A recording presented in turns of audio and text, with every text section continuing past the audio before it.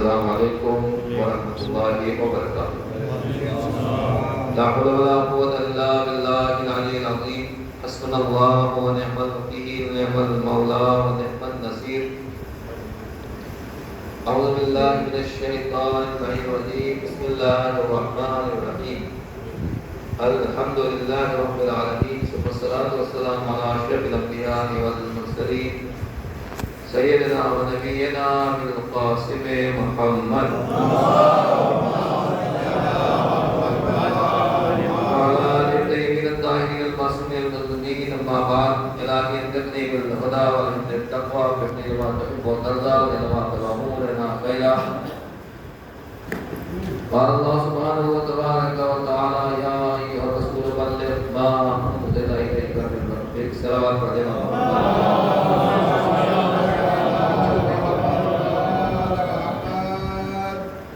عید غدیر، عید مباہلہ کے عنوان سے یہ جو قرآن و حدیث انعام کا مقابلہ رکھا گیا تھا،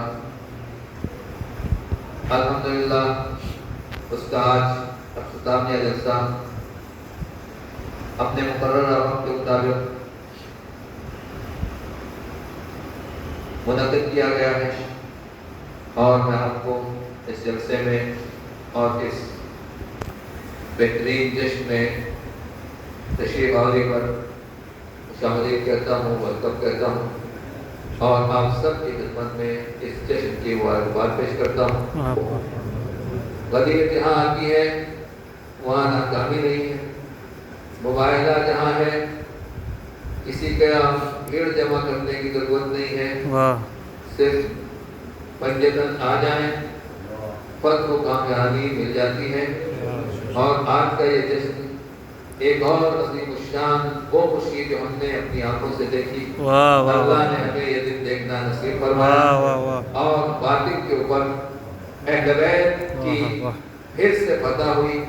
کائنات میں صرف اہل بیت والے تھے، صرف پیغمبر کے سچے ماننے والے تھے، کوئی ساتھ دینے والا نہیں تھا، نہ کوئی اسلام کا نام لیوا نہ غیر اسلام کا نام لیوا۔ اگر میڈیا میں آپ سن بھی رہے ہیں تو سب جھوٹے ہیں۔ سب نے دیکھا کہ کسی نے بھی ساتھ نہیں دیا، مگر اللہ رب العزت ایک شان فرما رہا ہے کہ کونوا مع الصادقین، سچوں کے ساتھ ہو جاؤ، حق کے راستے پر چلو گے، فتح تمہاری ہوگی، کامیابی تمہاری ہوگی۔ انقلاب جمہوریہ اسلامی میں ایران کو اللہ نے کامیاب کیا، اور آج پھر سے امت مسلمہ نے اور پوری کائنات نے دیکھا کہ اہل بیت کے چاہنے والے اس میدان میں کامیاب آئے جس کی طرف دیکھنا بھی بہتوں کے لیے ممکن نہیں ہے، نظر اٹھا کے نظر ملانا بھی کسی کے بس کی بات نہیں ہے۔ اگر انہوں نے کہہ دیا لڑائی شروع کر دو، جیسے ہوتا ہے ریفری کہتا ہے لڑو، سیٹی بجائے لڑنا شروع کر دیتے ہیں، کشتی لڑنا شروع کر دیتے ہیں، جیسے ریفری سیٹی بجاتا ہے تو کشتی ختم ہو جاتی ہے۔ دنیا کے لوگوں کا تو یہ حال ہے کہ اگر اس نے سیٹی بجا دی تو یہ لڑنا شروع کر دیتے ہیں، اور اس کی سیٹی بج جاتی ہے تو یہ لڑنا بند کر دیتے ہیں۔ مگر اللہ والے، اہل بیت والے اور حسین اور غدیر اور مباہلہ والے وہ ہیں کہ جب تک میدان کو فتح نہیں کرتے، کامیاب نہیں ہو جاتے، میدان کو چھوڑتے نہیں ہیں اور دشمن کو ناکامی کا مزہ سکھاتے ہیں۔ بہرحال میں آپ سب کی خدمت میں سب مبارکباد پیش کرتا ہوں، اور واقعاً اللہ غدیر کیا چیز ہے اور مباہلہ کیا چیز ہے۔ پہلی بات تو یہ ہے کہ اسلام کی تاریخ 23 سال کی تاریخ ہے۔ بات شروع ہوتی ہے وَأَنذِرْ عَشِيرَتَكَ الْأَقْرَبِينَ، اللہ تعالیٰ نے فرمایا ہے پیغمبر آپ اپنے گھر والوں کو، رشتہ داروں کو ڈرائیے، اور دین کی تبلیغ کا سلسلہ واقعہ ذو العشیرہ سے شروع ہوا، اور پھر واقعہ غدیر کے اوپر سند آ گئی، مہر لگ گئی، الْيَوْمَ أَكْمَلْتُ لَكُمْ دِينَكُمْ وَأَتْمَمْتُ عَلَيْكُمْ نِعْمَتِي، آج میں نے تمہارے لیے تمہارے دین کو مکمل کر دیا، تمہارے اوپر نعمتوں کو تمام کر دیا، وَرَضِيتُ لَكُمُ الْإِسْلَامَ دِينًا، اور میں تمہارے لیے دین سے راضی ہو گیا۔ تو سیدھی بات یہ ہے کہ اللہ جس اسلام سے راضی ہے وہ غدیر والا دین ہے، وہ ولایت والا دین ہے، اور وہ مولائیت والا دین ہے۔ اور پھر اس کے بعد جو میدان مباہلہ کا معاملہ ہے کہ نصارہ نظام پیغمبر سے گفتگو کرنے کے لیے آئے، اور جب آخر میں آپ کی بات نہیں مانی تو کٹ حجتی اور ہر دھرمی کو ادھر آئے، تو اللہ نے یہ کہا کہ آپ ان سے کہہ دیجیے کہ ہم اپنی عورتوں کو لائیں، تم اپنی عورتوں کو لاؤ، ہم اپنے بچوں کو لائیں، تم اپنے بچوں کو لاؤ، ہم اپنی عورتوں کو لے کر آئیں، تم اپنی خواتین کو لاؤ، ہم اپنے نفسوں کو لائیں اور تم اپنے نفسوں کو لاؤ، سب منتہی، اور اس کے بعد ہم مباہلہ کریں اور جھوٹوں کے اوپر اللہ کی لعنت کریں۔ عزیزان گرامی، بات یہی ہے کہ ہمارے مخلوق مجاہدین سے اشارہ کرنا چاہتا ہوں کہ پیغمبر نے اور عیسائیوں نے مقابلہ کرنے سے انکار کر دیا اور پیغمبر نے اس وقت بددعا نہیں کی۔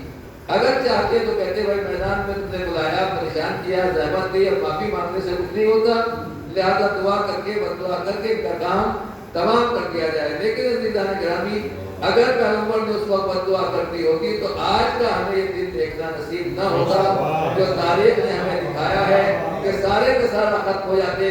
پیغمبر نے بددعا نہیں کی، اہل بیت نے بددعا نہیں کی، نصارہ زندہ رہ گئے۔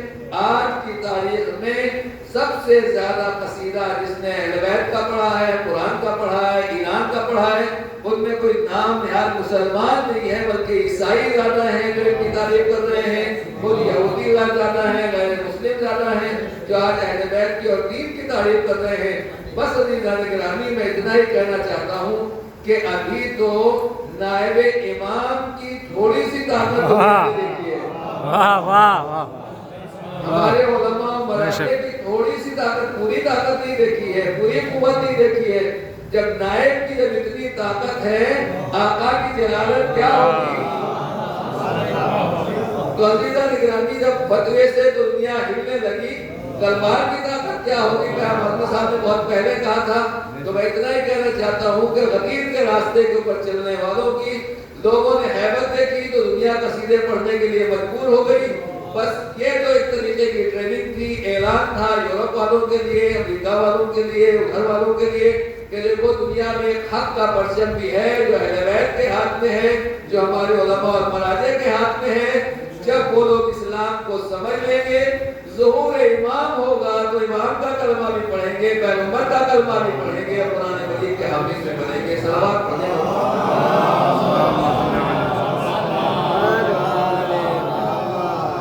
غدیر ہر روز تازہ تر ہوتی چلی جا رہی ہے، مباہلہ لوگ پہچانتے چلے جا رہے ہیں، اور دنیا کے سامنے اہل بیت کے فضائل بکھر کے سامنے آتے چلے جا رہے ہیں۔ اور حدیث پیغمبر ہے، حضور نے فرمایا ہے کہ علی آپ کی مثال سورہ قل ہو اللہ کی طرح ہے۔ کیا ہے سورہ قل ہو اللہ؟ سورہ قل ہو اللہ وہ ہے جسے اس زمانے کے لوگ، یعنی پیغمبر نے فرمایا کہ میرے زمانے کے، اس زمانے کے لوگ اس کی عظمت کو نہیں سمجھیں گے، آپ کی دور اور آخری زمانے کے لوگ اس کی عظمت کو سمجھیں گے، لہذا آپ کی عظمت اور آپ کے فضائل کو بھی اس زمانے کے لوگ نہیں سمجھ پائیں گے، بلکہ آخری دور اور آخری زمانے کے لوگ جو ہیں وہ آپ کے فضائل کو سمجھیں گے۔ تو آج آخری زمانہ سے ہم قریب پر ہوتے چلے جا رہے ہیں، اور فضائل امیر المومنین دنیا کے سامنے آشکار ہوتے چلے جا رہے ہیں۔ بہرحال اصل بات یہی ہے کہ ہماری اور آپ کی ذمہ داری بھی ہے۔ حضور نے فرمایا تھا میدان مباہلہ میں من کنت مولا فہذا علی مولا، اللہم والی من والا وعاد من عادا منصور من نصرہ وخذل من خذلہ۔ پورا خطبہ آپ سنتے رہتے ہیں کہ جس کا میں مولا ہوں اس کے یہ علی مولا ہے۔ اللہم والی من والا، جو اے اللہ جو علی سے محبت رکھے تو اس کو دوست رکھنا، اور جو علی سے دشمنی رکھے تو اس کو دشمن رکھنا، اور جو علی کی مدد کرے تو اس کی مدد کرنا، اور جو علی سے کو چھوڑ دے تو اس کو چھوڑ دینا۔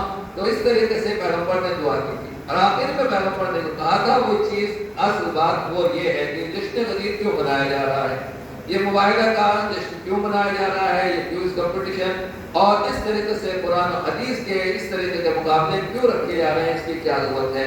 حضور نے فرمایا تھا کہ جو یہاں موجود ہیں وہ پہنچا دے اس خبر کو، اس اعلان کو، اس خطبے کو ان لوگوں تک جو آج میرے ساتھ نہیں آئے ہیں، یعنی غدیر کی تبلیغ حکم رسول ہے، صرف سنت نہیں ہے۔ پیغمبر نے واجب فرمایا، ضروری فرمایا کہ جو یہاں حاضر ہے اس کی ذمہ داری ہے کہ غائب تک جو لوگ نہیں جانتے ہیں غدیر کیا ہے، غدیر میں پیغمبر نے کیا اعلان کیا، ان تک یہ پیغام اور یہ میسج پہنچا دیں۔ تو بس عزیزان گرامی، اس کا مطلب یہ ہے کہ غدیر کو دنیا تک پہنچانا ہمارا فریضہ ہے، ہر مسلمان کا فریضہ ہے، ہر صحابی کا فریضہ ہے، اور تمام صحابہ اور اہل بیت کے چاہنے والے لوگوں کا فریضہ ہے کہ لوگوں تک غدیر کو بھی پہنچائیں اور لوگوں تک مباہلہ بھی پہنچائیں۔ اور اس کا ایک بہت سے طریقے ہیں، جشن منایا جاتا ہے، किताबें तबाह की जाती हैं, या इसी तरीके से क्लिप बनाइए, नए तरीके हैं, वो जदीद मीडिया है, और उसमें पैगाम भेजें, मुबारकबाद भेजें। और सबसे अहम तरीका गरीब को जिंदा करने का यही है कि लोगों को गरीब की तालीम दी जाए, अहकाम अहले बैत पढ़ाया जाए, और उसके लिए बाकायदा ये क्विज कंपटीशन और इस तरह के इनामी मुकाबले जो पूरी दुनिया में होते रहते हैं। माशाअल्लाह जनाब साजिद साहब ने हिम्मत की, कोशिश की, हिम्मत बढ़ना, मदद खुदा, और बुजुर्गों ने, उलमा ने यहाँ पर जो साथ दिया, और वाकई पहली मरतबा इस तरीके का प्रोग्राम करना, इसके लिए हिम्मत चाहिए, कोशिश चाहिए। पहले यही सोचते हैं कि ऐसा प्रोग्राम हो पाएगा या नहीं हो पाएगा, लेकिन अल्हम्दुलिल्लाह इस छोटी सी बस्ती में तकरीबन 42 बच्चों ने नाम लिखवाए थे, 41 बच्चों ने, और एक दो बच्चे आलदादा भी आए। उन्होंने 42 बच्चों ने जो मुझे तफसील दी गई है, 42 लोगों ने इम्तिहानात में शिरकत की, कुछ कंपटीशन में शिरकत की, और अल्हम्दुलिल्लाह उन बच्चों के नतीजे आज आपकी खिदमत में पेश किए जा रहे हैं। मैं एक बात और अर्ज करना चाहता हूँ कि वाकई ये बच्चे भी मेरे लिए काबिल मुबारकबाद हैं। बहुत से बच्चे नहीं आ सके, इंशाअल्लाह ये प्रोग्राम रिकॉर्ड किया जा रहा है कि वो लोग भी देख लेंगे कि मेरे लिए ये बच्चे सबसे जो काबिल मुबारकबाद हैं, शुक्रिया के काबिल हैं, असल में वो ये बच्चे हैं जिन्होंने वाकई इस कंपटीशन में हिस्सा लिया।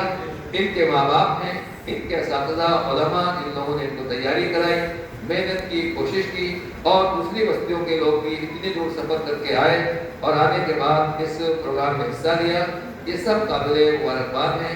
बस्ती के लोग जिन्होंने ताउन किया, मेहमान नवाजी की, वाकई गाँव देहात अगर इस तरह के छोटे प्रोग्राम भी होते रहे तो साल दो साल में अगर एक दो प्रोग्राम होते रहे तो बच्चों को दीनी मालूमात देने के लिए बहुत बेहतरीन तरीका है। मुझे भी याद है कि मदरसे में हम लोग पढ़ते थे तो राय इस्लाम रिसाला निकलता था, उसमें एक दो सवाल आते थे, तो जो सवाल उस वक्त हल किए थे वो सवाल आज तक याद है। तो बचपने में जो सिखाया जाता है वो अल्हम्दुलिल्लाह याद रहता है, और यही असल गदीर का मकसद है, और यही असल गदीर की हमारी जिम्मेदारी है।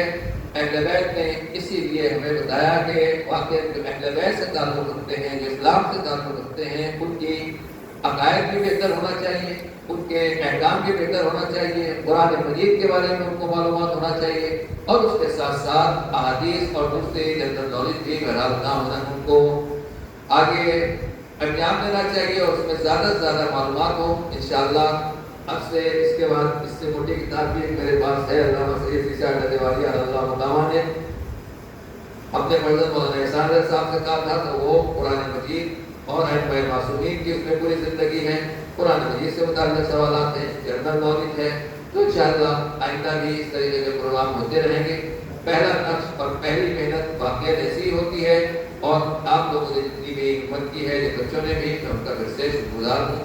किसी का नाम अगर रह गया, मौलाना आज तशरीफ नहीं रखते हैं, लेकिन मैं मौलाना का भी खास तौर से शुक्रगुजार हूँ कि और मोहम्मद साहब इस बस्ती में और दूसरे बस्तियों के उलमा ने भी जो जहमत फरमाई है, मैं अपनी तरफ से भी और बानियान और इस प्रोग्राम को मुनक़िद करने वाले तमाम हज़रात की तरफ से उन सबका भी शुक्रगुजार हूँ, और आप हज़रात का भी शुक्रगुजार हूँ।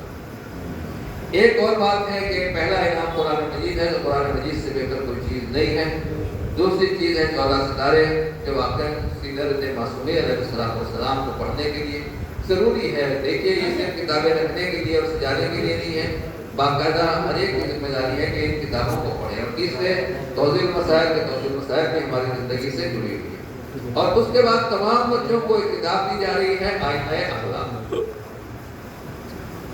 मैं नहीं बता सकता ये किताब क्या है और इसमें क्या कुछ है, लेकिन क्यों इन्होंने मुंतखब किया, किसने इनको मशवरा दिया, कहाँ से इनके जहन में ये बात आया, लेकिन ये मैं इतना समझ सकता हूँ कि ये गैबी किताब है, खुदाई किताब। आयतुल्लाह वामकानी ने किताब लिखी है, और इधर हकीकत आयतुल्लाह वामकानी का वसीयतनामा है अपने बेटों के लिए, अपने फर्जंद के लिए। एक बात। दूसरी बात यह है कि तर्जुमा अल्लामा सैयद ईसा नदेवाली अल्लाह मुताला ने किया, वो भी नेक साले, और हमारे सब आप लोग तकरीबन जानते हैं, बच्चों ने भी देखा। अब उसके बाद जो उन्होंने बात की है, मैं एक दो सफ़ा पढ़ के बता रहा हूँ आपको। वाकई कि अगर आज के जश्न के लिए यही किताब दी जाती तो ये काफ़ी है, और सिर्फ दी न जाए बल्कि आप इस किताब की अहमियत समझें। और फिर उसके बाद मैं आपको सिर्फ पूछूंगा कि आप कहना क्या। बिस्मिल्लाहिर्रहमानिर्रहीम, शुरू से पढ़ रहा हूँ, कल एक सफ़ा आपको पढ़ के सुनाऊंगा।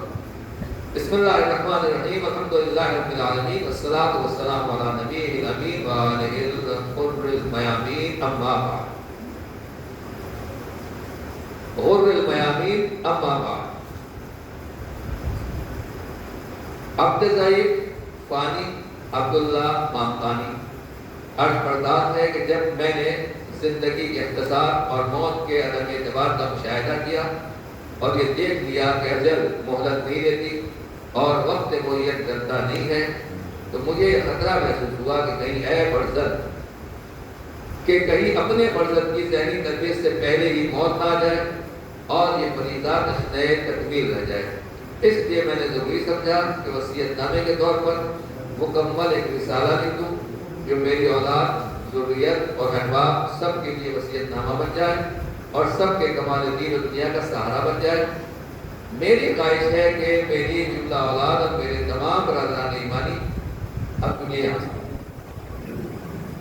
میری خواہش ہے کہ میری تمام اولاد، میرے تمام برادران ایمانی ہفتہ یا مہینے میں کم از کم ایک بار اس وصیت نامے کا مطالعہ کریں، اور میری اولاد میں جو بھی ایسا نہ کرے گا وہ میری نظر میں آپ شمار ہوگا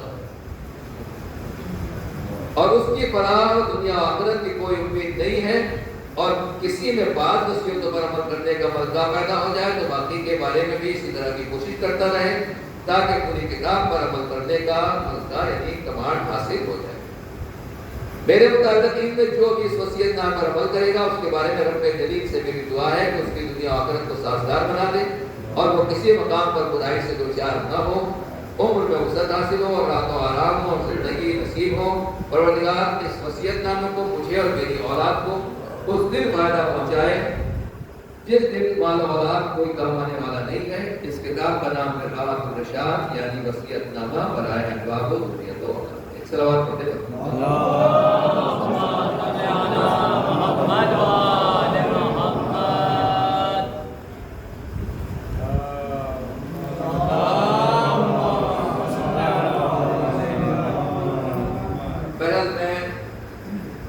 مختصر اصول دین کا تذکرہ۔ میرے فرزند میں تمہیں سیدھے راستے کے خدا تمہیں سیدھے راستے کی ہدایت کرے اور ہر عالم میں گناہ و معصیت اور لغزش سے محفوظ رکھے۔ یاد رکھو کہ سب سے پہلا اسلامی فریضہ اصول دین کے بارے میں مرتب کرنا ہے کہ دلائل کے ساتھ عقیدے کی بنیاد مضبوط کی جائے، خالق کائنات، انبیاء اور اولیاء کے بارے میں یقین کو مستحکم بنایا جائے۔ انسان سے پیدا ہوا ہے، حیوان سے نہیں۔ بہرحال یہ پورا وصیت نامہ ہے، اتنا تو میں نے پڑھ کے سنا دیا، دامن میں گنجائش نہیں ہے۔ میرے استاد آیت اللہ احمد آفتی جو حوض علمیہ قم میں معصومہ کے حرم میں درس خالی دیتے ہیں، ان سے میں نے سنا ہے۔ میں آپ کو کیوں بتا رہا ہوں، اتنا بچوں کا وقت لیا کہ مولانا وصیت نامہ ہے تو وصیت نامہ کیا ہے وہ پڑھیں، میں کیا پڑھیں، اور یہ تو میں نے کہا کہ ہر ہفتے پڑھا جائے اور دو بار پڑھا جائے، 113 پیج ہے، کیوں پڑھا جائے؟ انہوں نے کہا ہے کہ ان کی اولاد میں اس زمانے سے لے کر آج تک باقاعدہ ایک سے ایک اہل علم پیدا ہو رہے ہیں اور بڑے گھرانے کے ہیں، اور دوسری بات یہ ہے کہ ان کے گھرانے میں کوئی غریب بھی نہیں ہے۔ یعنی ایسا نہیں ہے کہ اس کا آپ نماز روزے کرتے رہے، وصیت نامے میں یہی بتایا گیا ہے، بلکہ انہوں نے کہا کہ جو اس وصیت نامے پر عمل کرے، اس میں آخر میں انہوں نے یہ بھی لکھا ہے کہ زندگی آپ کو کیسے گزارنا ہے اور دنیا کیسے کمانا ہے۔ اس کی ایک مثال انہوں نے یہی دی کہ تمہارا جو گھر خریدو وہ شہر کے سینٹر میں خریدو، شہر کے سٹی کے درمیان میں خریدو، اور ان کی اولاد ان کی وصیت کے اوپر عمل کرتے ہوئے اسی طریقے سے جو انہوں نے لکھا ہے اسی کے مطابق چلتی ہے، تو کیونکہ شہر کے درمیان میں رہتے ہیں، رات بھی شہر کے بیچ میں آئے گا، تو وہاں دکان بھی ہے، بازار بھی ہے، کاروبار بھی ہے، آمد و رفت بھی ہے۔ لہذا میں کہنا چاہتا ہوں کہ دنیا کے اعتبار سے بھی ان کی اولاد و نسل بہترین ہے اور دین کے اعتبار سے بھی ان کی نسل بہترین ہے۔ لہذا واقعی آپ یہ نہ سوچیں کہ یہ خالی کتاب ہے، بات یہ ہے کہ کتابیں رکھی رہ جاتی ہیں، لوگ پڑھتے نہیں، اور اگر پڑھ لیتے ہیں تو عمل کی توفیق نہیں ہوتا پاتی۔ آج بھی میں آپ کے سامنے یہ وعدہ کرتا ہوں اور یہ یقین دلاتا ہوں کہ واقعی جو اس کی وصیت نامے کو پڑھے، ایک چیز، دو چیز، تیسری چیز، چوتھی چیز، آہستہ آہستہ عمل کرنے کی کوشش کریں، آپ یقین جانیے یہ اللہ کا وعدہ ہے، یہ حدیثوں کا وعدہ ہے، اس میں صرف احادیث لکھی گئی ہیں، قرآن کی آیتیں لکھی گئی ہیں، ائمہ معصومین کی زندگی ہے، پیغمبر کی سیرت ہے۔ جو آدمی بھی اس کے اوپر عمل کرے گا چند سال کے اندر خود اس کو پتہ چلے گا کہ میری زندگی کتنی بدل گئی ہے اور ہماری زندگی میں کتنی تبدیلی آ گئی ہے. میں بہت کچھ ان سے سیکھا ہے اور میں نے باقاعدہ جمعے کے خطبوں میں پوری کتاب اپنے یہاں پونا میں شروع سے لے کر آخر تک الگ الگ جمعوں میں اسی طریقے سے ترتیب کے ساتھ لوگوں کو تفسیر کے ساتھ سنائی ہے, اس کی تشریح بھی کی ہے. بہرحال مجھے یقین ہے کہ جو لوگ کو بچوں کو تو ملے گی, بچوں کے ساتھ ساتھ بڑے بھی, ان کے مائیں بھی اور گھر والے بھی اس کتاب کو پڑھیں. مجھ سے زیادہ میں آپ کا وقت نہیں دوں گا. پھر سے ان بچوں کو مبارکباد پیش کرتا ہوں اور آپ حضرات کا بھی شکریہ ادا کرتا ہوں کہ آپ نے بھی زحمت فرمائی اور اس پروگرام میں تشریف لائے. جن علماء نے اور جن بزرگوں نے, جن ساتھیوں نے اس پروگرام میں زحمت فرمائی ہے, جناب مولانا منظر صاحب, جناب سجاد مہدی صاحب, جناب علی رضا صاحب, جناب مولانا محمد حسنین صاحب, جناب عباس صاحب, محمد ہاشم صاحب اور نفیس صاحب اور جناب صادق صاحب تو ماشاءاللہ سے پہلے دن سے انہوں نے کوشش کی اور ارادہ کیا. اصل بات یہ ہے کہ میں بھی بہت سے ارادے کرتا ہوں, آپ بھی سوچتے ہیں کہ یہ ہو جائے وہ ہو جائے, مگر وہ کام کرنا یہ اس کے لیے ہمت چاہیے اور واقعی یہ ہمت کی اور اللہ اس کو قبول کرنے والا ہے. اصل بات یہ ہے, اس میں یہ لکھا ہے علامہ تعالی نے, جو کام ہو وہ اللہ کے لیے ہو, خدا کے لیے ہو, پروردگار کے لیے ہو. ما کان للہ یدعو, جو کام اللہ کے لیے ہوتا ہے اللہ اسے آسمان کی بلندیوں تک پہنچا دیتا ہے.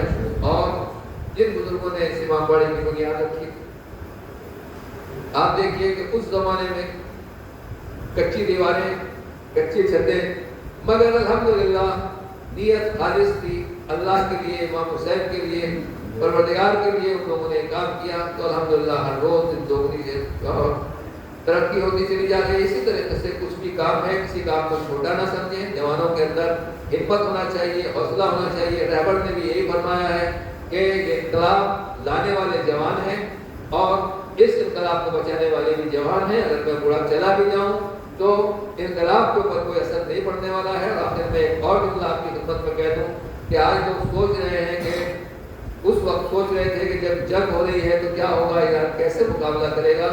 ان لوگوں کو تاریخ نہیں معلوم ہے, مگر یہ بڑے بزرگ میرے سامنے موجود ہیں, انہوں نے دیکھا ہے, ہم نے بھی دیکھا ہے, ہمیں بھی اچھی طریقے سے یاد ہے کہ جب ایران کا انقلاب آیا تو اس وقت ابھی آپ نے دیکھا نا ساری دنیا میں اور جتنے مسلمان ممالک تھے کسی نے کچھ نہیں کہا. کیوں نہیں کہا؟ کیونکہ ان کا سرپرست اور ان کا باس وہی ہے, سب جانتے ہیں, امریکہ اور اسرائیل ہے. لہذا سب خاموش تھے, سب کے منہ تھے. شاہ ایران بھی بالکل اسی طریقے سے جیسے یہ اس کے پٹھو ہیں, شاہ ایران بھی ان کا پٹھو تھا. امام خمینی نے اس کو سمجھانے کی کوشش کی مگر اس کی سمجھ میں نہیں آیا. یہ سنی کہے جاتے ہیں, وہ شیعہ کہا جاتا تھا. جب اس کی سمجھ میں نہیں آیا تو اس وقت پوری حکومت امریکہ کی تھی ایران میں, اسرائیل کا کنٹرول تھا, اسرائیل کے لوگ تھے, امریکہ کے لوگ تھے. امام خمینی اکیلے اٹھے, تنہا اٹھے